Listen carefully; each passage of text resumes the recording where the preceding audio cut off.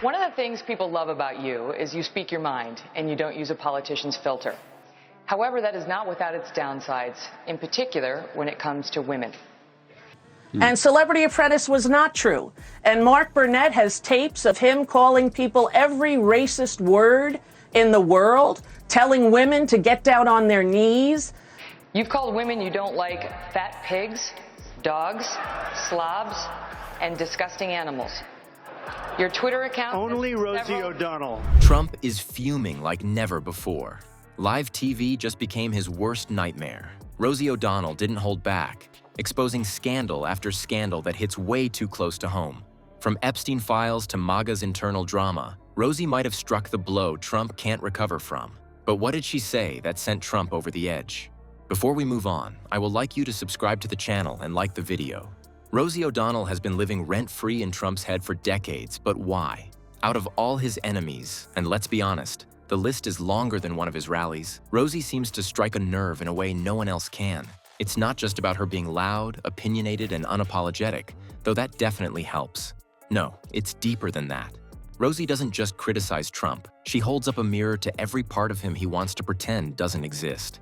Their infamous feud started way back in 2006 when Rosie, then a co-host on The View, called out Trump for his personal behavior and questionable track record as a businessman. She brought up his multiple bankruptcies, branding him as a snake oil salesman who was better at selling his name than running actual companies. And oh boy, Trump did not take kindly to that. He came back swinging with his signature style, insults that were somehow both petty and cruel. He called her a real loser. President Trump has ignited a new war with Rosie O'Donnell. He says he's thinking of revoking her U.S. citizenship. Rosie O'Donnell is not in the best interest of our great country. I am giving serious consideration to taking away her citizenship. O'Donnell moved to Ireland after Trump's 2024 election. Today, she's firing back. He dug in even deeper at Andrews Air Force Base Sunday. I don't know about Rosie. I watch Rosie. Rosie's a mess. She's a mess. But she left our country, which is a good thing, not a bad thing. Trump has always hated the fact that I see him for who he is, a criminal con man, sexual abusing liar, out to harm our nation to serve himself. This is why I moved to Ireland. And went on a tangential rant about her looks, her weight, and, because Trump can't resist making threats, her longevity in the entertainment world. Spoiler, Rosie is still thriving. Meanwhile, Trump is stuck throwing tantrums on social media off-brand clones. One of Rosie's most cutting moments came when she called out Trump's hypocrisy on a town hall appearance. She flat out asked how someone who had outsourced jobs and dodged taxes could wax poetic about bringing prosperity back to America. She compared his policies on immigration to his personal behavior, even questioning how his love for America squared up against the way he cozied up to dictators abroad. Trump, unsurprisingly, exploded online and in interviews, even suggesting that Rosie was jealous of his success. Because sure, criticizing corruption must mean you're envious, right? What makes Rosie uniquely dangerous for Trump is her fearlessness. Her brand, and let's be real, everyone in media has a brand, is built on being loud and unapologetic. She doesn't sugarcoat, doesn't sidestep, and she definitely doesn't care if Trump's fans think she's too much. For Trump, who thrives on making his opposition feel small and intimidated, this is a nightmare matchup. You can't bully someone who refuses to take you seriously. If anything, she seems to thrive on how much she gets under his skin. And I've known Hillary for a long time. This is the first time ever, that Hillary is sitting down and speaking to major corporate leaders and not getting paid for it. I don't think so badly of Rosie O'Donnell anymore. In fact, I'm actually starting to like Rosie a lot. I called Hillary a nasty woman. But this stuff is all relative. After listening to Hillary rattle on and on and on. All this brings us to one unavoidable conclusion. Rosie O'Donnell doesn't just get under Trump's skin because of what she says. It's because he knows what she's saying is landing with an audience that's listening.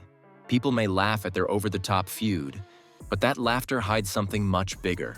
And if you think this is just another sideshow, Wait until the Epstein connection and the MAGA cracks come into full focus. Whatever Trump claims in public, behind closed doors, he has to know the stakes of this feud go beyond just his ego.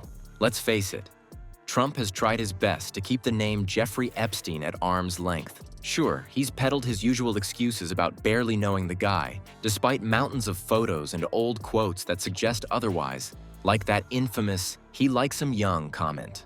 But the fallout from his ties to Epstein hasn't just riled up his critics, it's creating chaos among his own supporters. Some MAGA loyalists who've spent years defending Trump are now side-eyeing him thanks to the drip of new details. And others? They're using this mess to stir the pot for their own gain. Take Dan Bongino, for example.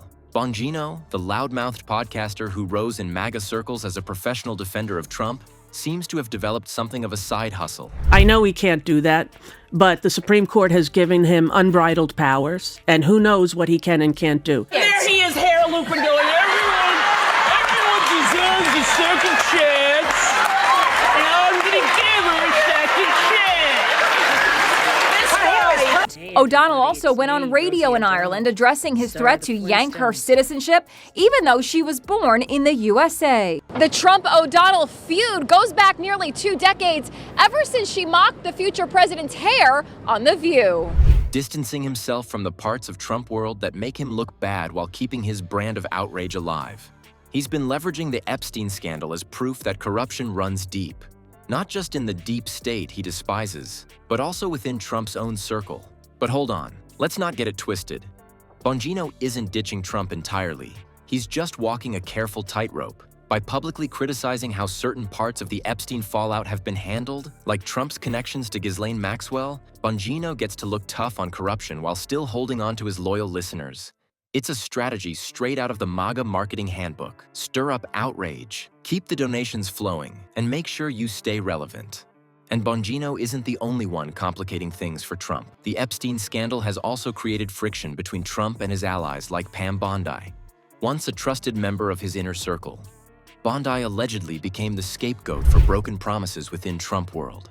It's the kind of infighting that feels less like politics and more like an episode of reality TV. Bondi has reportedly faced flack over allegations that resources intended to bolster Trump's movement, financial and otherwise, may have been poorly managed during this fallout. This isn't just about ideology or messaging anymore. This is about control over the MAGA machine itself. And Trump? He's reportedly furious behind closed doors, forced to go on the defensive as figures like Bongino do that MAGA double dip of criticizing him while selling their own integrity. And let's not forget the FBI controversies that have fanned the flames even further. Within Trump's circle, accusations have been flying about mishandled investigations, sketchy alliances, and, depending on your source, straight-up conspiracies. Trump's decision to bring in Todd Blanche to interview Ghislaine Maxwell raised more than a few eyebrows.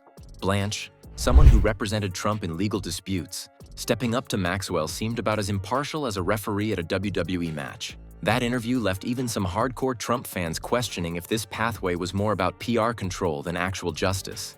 And when you combine that with accusations of a legal boys' club, where prosecutors and defense lawyers mingle a bit too comfortably, trust in Trump's handling of the case starts looking shakier than his podium at a press conference. The fallout from these missteps is hitting hard across media landscapes too. Even shows like South Park have started using the Epstein drama to turn MAGA antics into punchlines. And reportedly, this doesn't just annoy Trump's team, it terrifies them.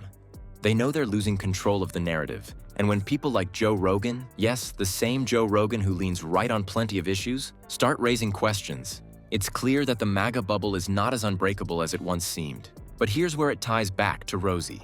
Trump's repeated public breakdowns over her aren't just about their feud, they're a carefully timed smokescreen. This Epstein scandal forces his base and his allies to re-examine the very values he's been selling.